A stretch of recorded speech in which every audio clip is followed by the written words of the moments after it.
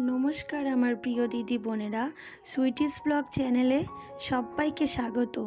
যে যেখান থেকে আমার ব্লগটা আজকে দেখছো সবাইকে অনেক ধন্যবাদ আর ভালোবাসা জানিয়ে আজকের ভিডিওটি শুরু করছি।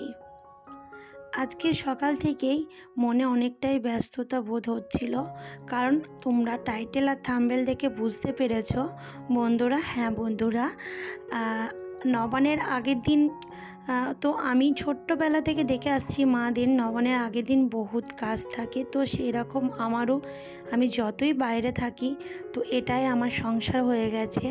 তো নবান্ন তো মানে আগামীকাল নবান্ন করব, তো আগের দিন তো অনেক কিছুই কাজ থাকে। তো কি কি কাজ আজকে আমি গুছিয়ে রাখবো তো সেইগুলোই তোমাদের সঙ্গে শেয়ার করব। তো এইখানে নিয়ে নিয়েছি আতপ চাল।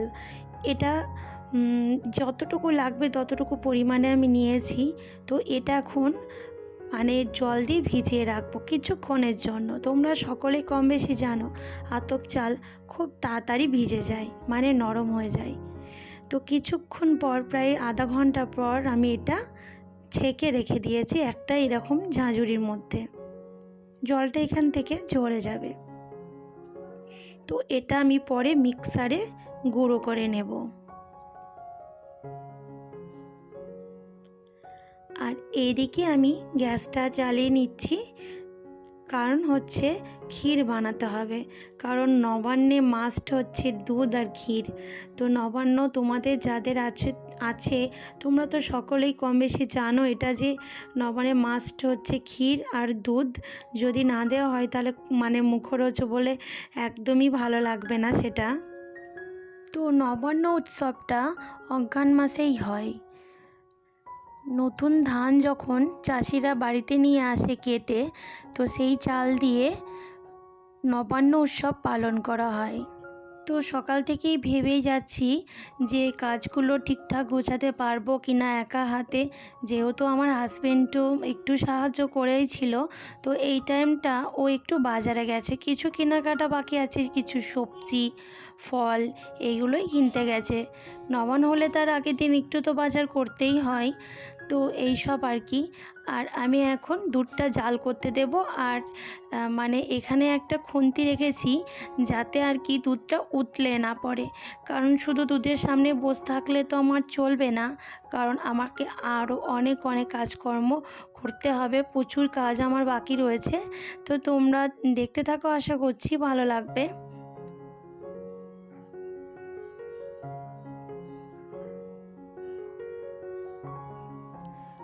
তোমাদের সঙ্গে কথা বলতে বলতে দেখতে পাচ্ছ এখানে আমার বর বাজার করে নিয়ে চলে এসছে। তো তোমরা দেখতে পাচ্ছ এখানে অনেক কিছু বাজার রয়েছে।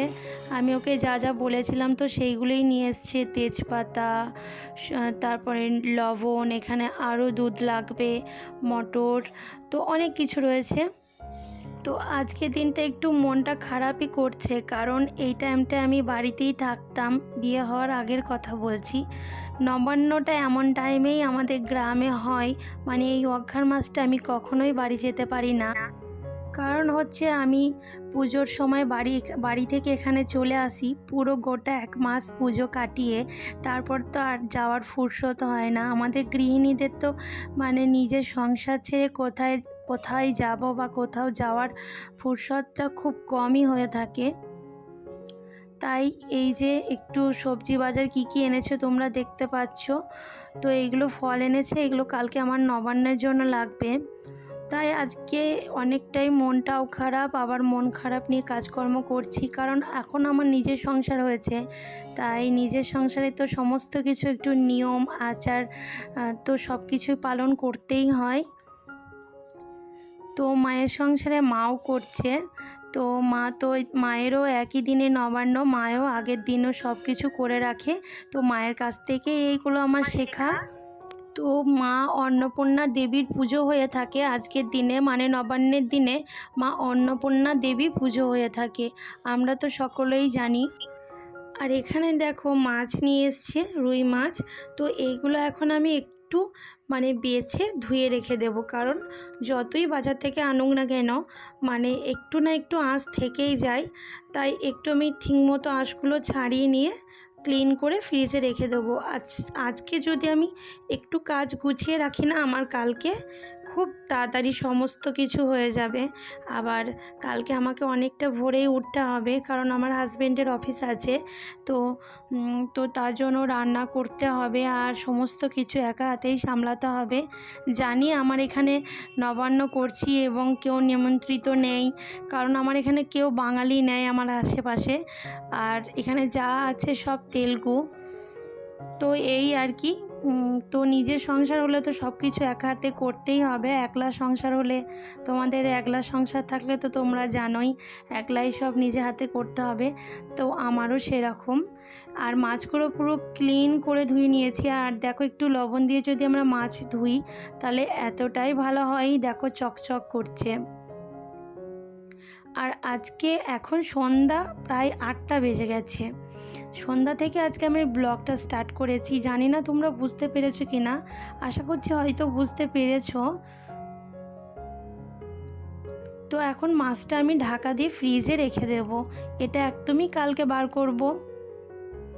শুধুমাত্র আমি আমার সংসারে একাই কাজ করছি না, আজকে আমার বর মশাই হাতে হাত লাগিয়ে দুজন একসঙ্গে আর কি সমস্ত কিছু করছি।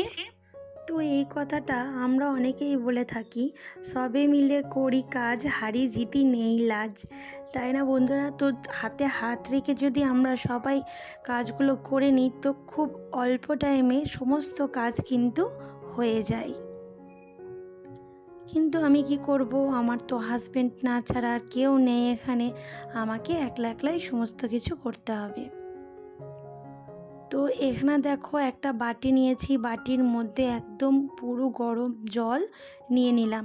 তো এর মধ্যে এখন আমি কয়েকটা মটর দিয়ে দেবো ভিজানোর জন্য, কারণ কালকে শুক্তো রান্না করব। তো শুক্তোর মধ্যে ভেবেছি একটু মটরও দেব। তো ওই জন্যই আর কি আগের দিন একটু ভিজিয়ে রাখলে সুবিধা হয়।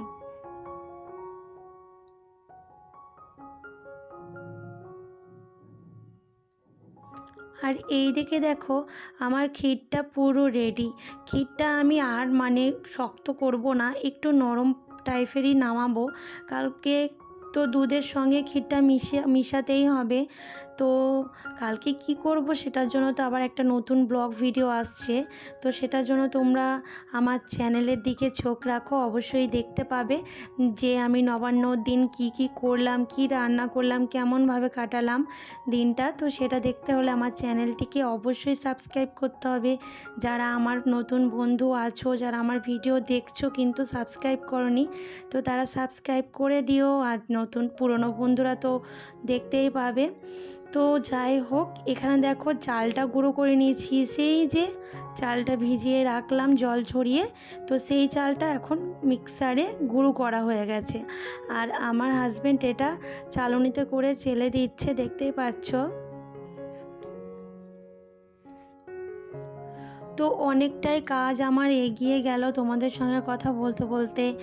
আর এখানে দেখো আমি সবজিগুলো কেটে রাখবো, কারণ একা হাতে কালকে আমার হাজব্যান্ড প্রায় 7:30 কি 8টার মধ্যেই চলে যাবে ডিউটিতে। তো ও তো কোনো কাজ করে যেতে পারবে না, বা কালকে আমাকে কোনো টাইমেই হেল্প করতে পারবে না। তাই আর কি আমি সমস্ত কাজ একটু হাতে হাতে গুছিয়ে রাখবো, বললামই তো। তো সেরকম দ্বারা সবজিটাও ভাবছি কেটে রাখবো। সবজি একটু কেটে রাখলে না পরের দিন রান্না করতে অনেকটাই সুবিধা হয়। আর এখানে দেখতে পাচ্ছ ফুলকপি কাটছি, আর ফুলকপির ওপরেরগুলো কেন ফেলছি বলো তো?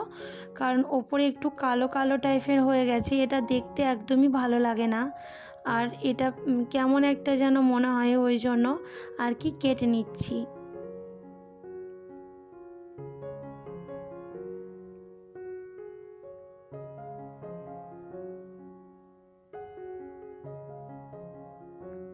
এখানে দেখতে পাচ্ছ আলুগুলো ডুমো ডুমো করে কেটে নিলাম।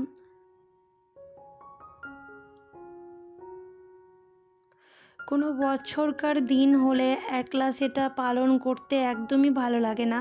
কেউ যদি থাকে তাহলে সবাইকে মিলেমিশে একসঙ্গে থাকলে একটা আনন্দ আলাদা হয়। সবাইকে নিয়ে যদি আমরা মজা করে কোনো কিছু নতুন জিনিস খাই তাহলে সেটাতেও আনন্দটা দ্বিগুণ হয়ে যায়। কিন্তু আমার তো কেউ নেই, আমাকে একাই থাকতে হবে। আর এখানে শুক্তো রান্না করব বলে অনেক কিছু 5 রকমের সবজি কেটে নেব।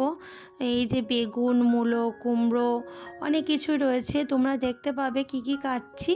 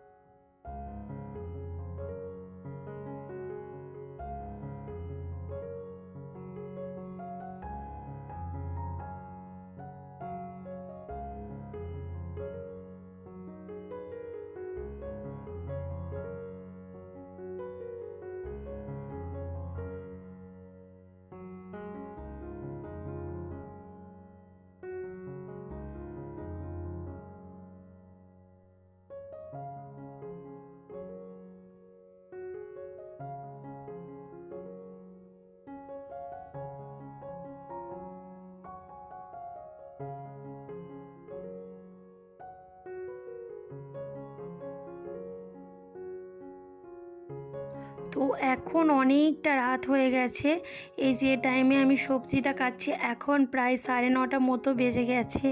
এখনও আমরা কেউ খাওয়া দাওয়া করিনি, রাতের ডিনার কমপ্লিট করিনি। তো এটাই আমার শেষ কাজ, গোছানো। তো সবজিগুলো কাটার পর আমরা খাওয়া দাওয়াটাও করে নেব। আর সারা দিন এত কাজকর্ম হয়েছে, শরীর আর দিচ্ছে না, কারণ অনেক কিছু কাজকর্ম তোমরা দেখতে পেলে। এর বাইরে আরও অনেক কাজ ছিল যেগুলো আমি ক্যামেরা শ্যুট করিনি, তো সেইগুলোও আমি করেছি। তো ওর জন্য অনেকটা কষ্ট হয়ে গেছিলো।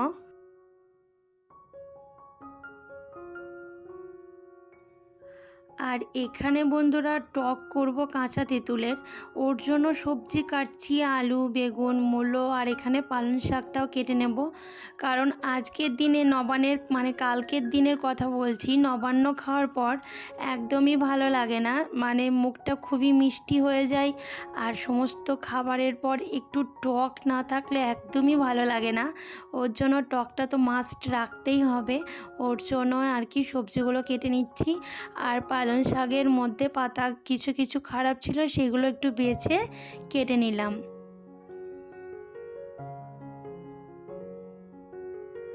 আর এখানে আমি কেটে নেব আলু ভাজা, মানে এই আলু ভাজাগুলো পুরোটাই তেলে দিয়ে আলু ভাজা করব, গোল গোল করে কাটবো। আর বেগুন ভাজাটা আজকে একদমই কাটবো না, ওটা কালকেই কাটবো। কারণ বেগুন আগে থেকে কেটে রাখলে কেমন কালো টাইপের হয়ে যায়, ওই জন্য আজকে আলু ভাজাটাই শুধু কেটে রাখবো। বেগুন ভাজাটা তো মানে 2 মিনিটের কাজ, বেগুন কাটতে বেশিক্ষণ টাইম লাগে না, ওর জন্যই বেগুনটা কালকে কেটে নেব। তো আমার এখানে সমস্ত কাজ কমপ্লিট হয়ে গেছে, আর এই সবজিগুলো কেটে ধুয়ে রেখে দিলাম। আজকের ভিডিওটা এতটুকুই, আবার আগামীকাল নতুন একটা ভিডিও নিয়ে আসছি।